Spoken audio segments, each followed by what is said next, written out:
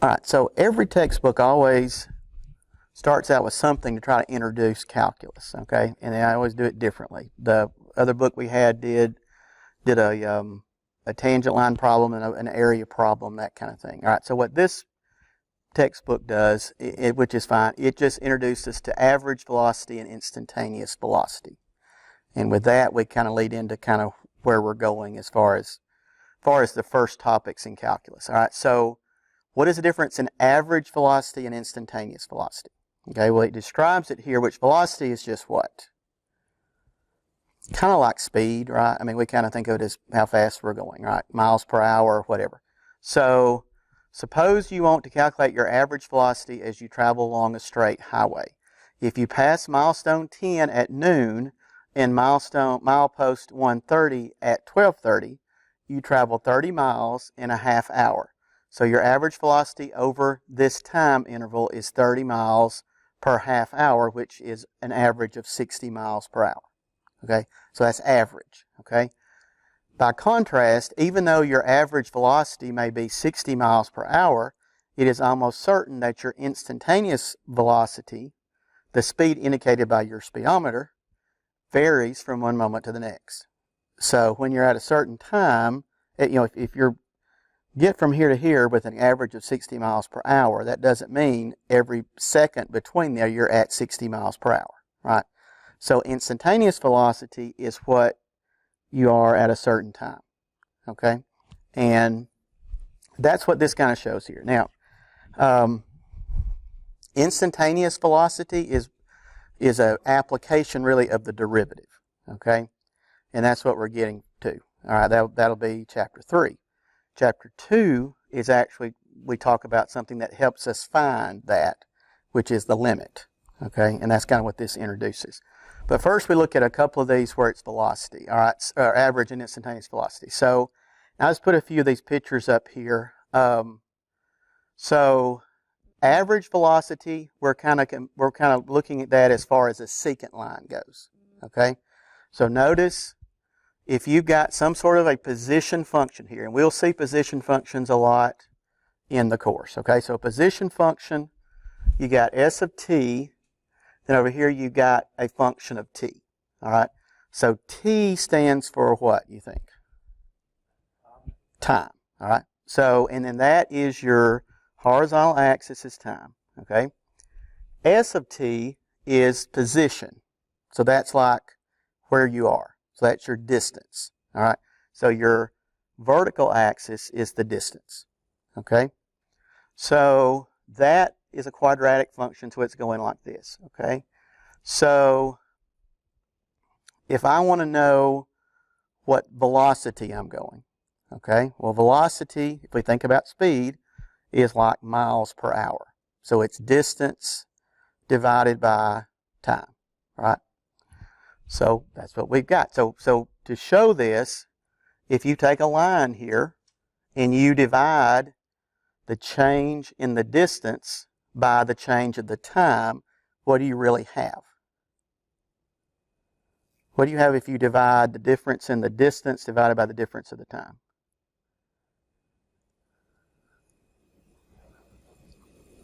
What would that be of that line there? Slope, right?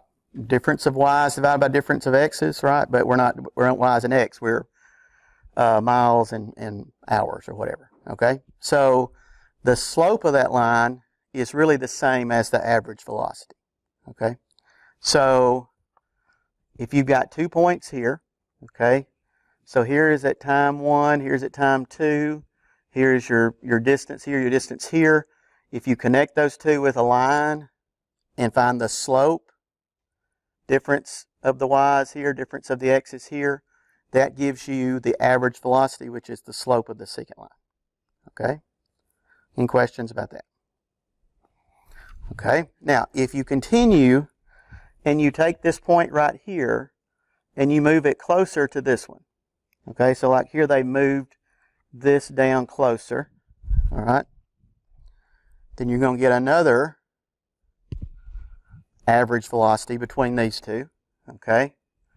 And then let's see if it goes a little closer. Then you go a little closer than that, and you get another one, another average velocity, right? Instantaneous velocity is when you're looking at only at that one point there. Okay? So the question is, how do we do that? Okay?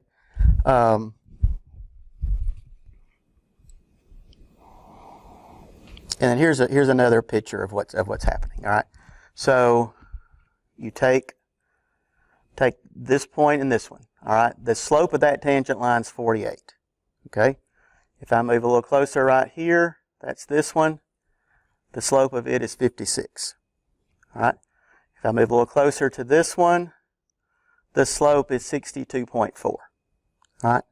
The actual slope of this tangent line, so remember, tangent line means it touches it only at that point, would really be 64.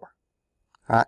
But the closer that I can get to this point, then the closer I get to the actual instantaneous velocity or the slope of the tangent line. Okay, does that make sense? So the question is, how do I get to that point? All right? And the limit allows us to do that, and that's what we do first. And then what we will see in Chapter 3 is that this slope of the tangent line, we actually get that from the derivative. The derivative is going to be a function that will tell us the slope of a tangent line at any point. Okay? But to get there, we've got to do limits first to understand the process. Limits also come up a lot in calculus later as well. It pops up here and there. So first thing we'll do is look at limits. So, all right, so let's see. All right, and then here's the same thing here. All right, instantaneous velocity is the same as the tangent line. All right, so any questions about that? All right, I've only got two problems that we will look at from this section, two on the homework, and that's it. The position of an object moving vertically along a line is given by that function. Find the average velocity of the object over the following intervals. Okay? So the intervals, what is this 1 to 4? What does this represent here?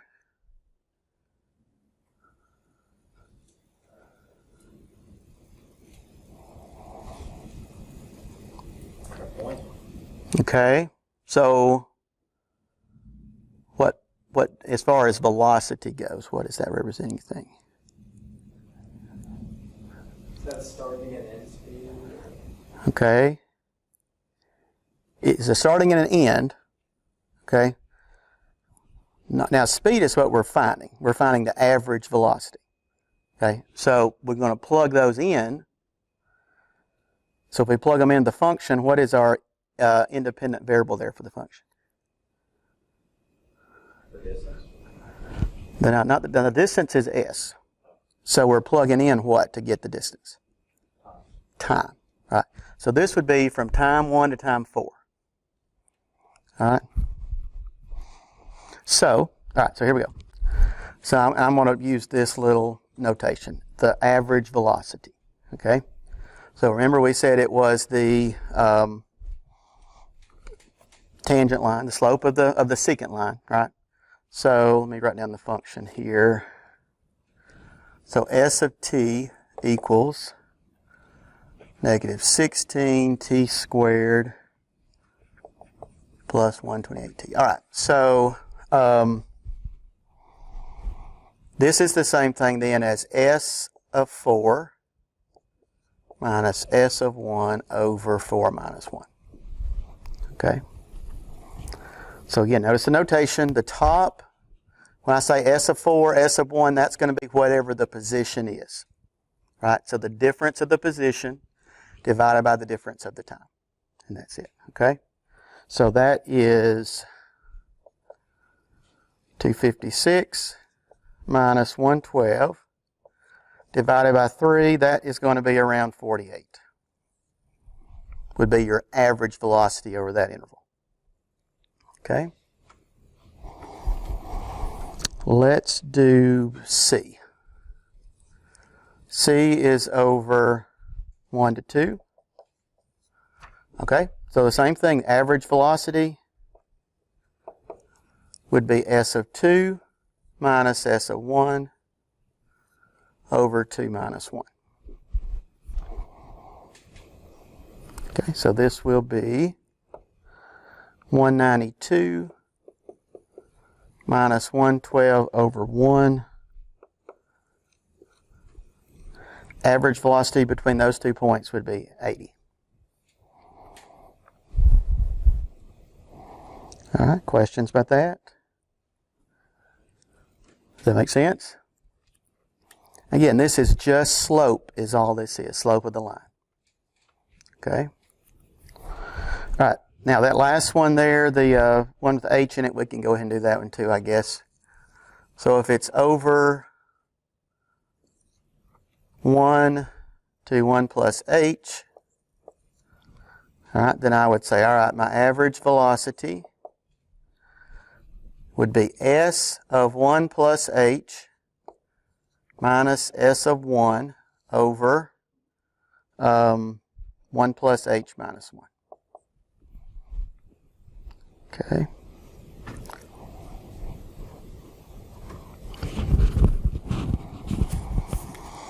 All right, now the notation, just remember all this is right here is you got to take 1 plus H and plug it in the place of T. Right? So this would be negative 16 times T, which is 1 plus H. So 1 plus H squared plus 128 times 1 plus H. Okay? So I've taken this and plugged it in here. All right? Minus S at 1. So if I put 1 into that, S of 1 I've had over here the whole time is 112, so minus 112.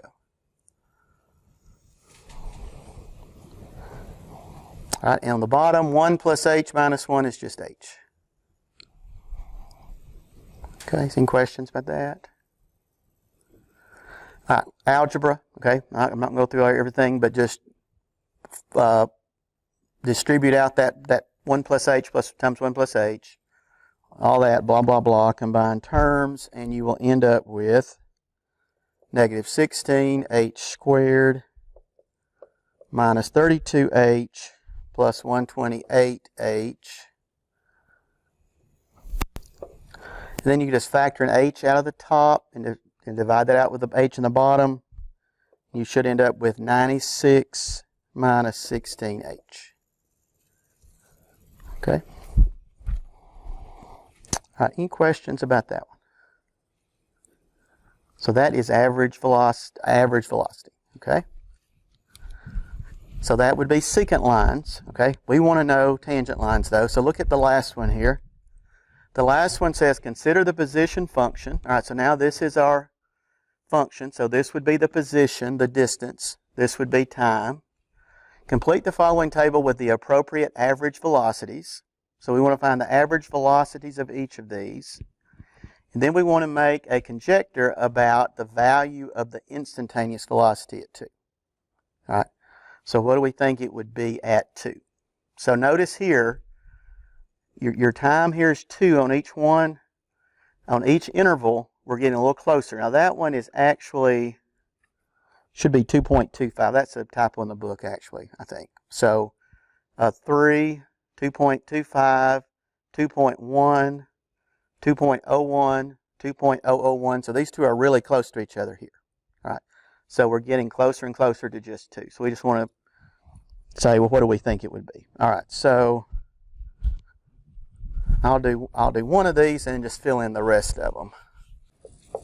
S of t equals negative 4.9 t squared plus 30t plus 20.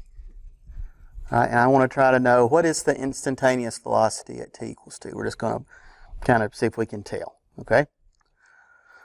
So I'll just do this first one, then we'll just fill in the rest of them. All right, so if I'm going to do 2, 3, all right, then the distance is from 2 to 3, all right? So what I need then is I need to have, and I just did for this one, s of 2 minus s of 3 over 2 minus 3. Now you could reverse that and say s of 3 minus s of 2 over 3 minus 2, get the same thing. Okay? So to get s of 2, just take 2 and plug it in for t, crunch the numbers and see what you get. Okay? Any calculator. For S of 3, put 3 in there for t, crunch the numbers, see what you get. Okay? So for S of 2, I got 60.4. S of 3, put 3 in there for t, I got 65.9. Then I divide that by -1. And that gives me, for this average velocity here, 5.5. Okay? Any questions on how to find those? So you'll have one where you'll need to fill those in on the homework to that other question. So any questions about that? Everybody good? All right, so if I do the same thing, just to save time, I'm going to go ahead and just fill them in. But if you do the same thing on the others, all right, this is what you will get. This one you'll get 9.175. This one 9.91. This one 10.351. And this one 10.395. Okay? So each time as I get closer and closer to 2, the average velocity is going from 5.5, 9.175, 9.91, 10.351, 10.395. What would you guess the instantaneous velocity would be at 2 then? What's this kind of getting close to, it looks like?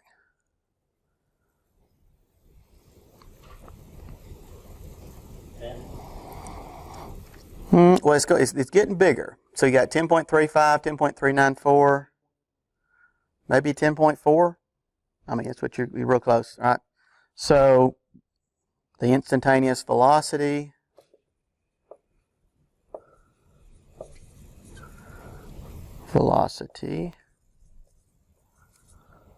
appears to be 10.4 meters per second. Okay, appears to be. All right. Now, we will learn techniques with limits to where we know exactly what that is, But that is the idea. Okay, so that's where calculus comes along, How do we know exactly what that instantaneous velocity is? So, all right, any questions? That's section 1.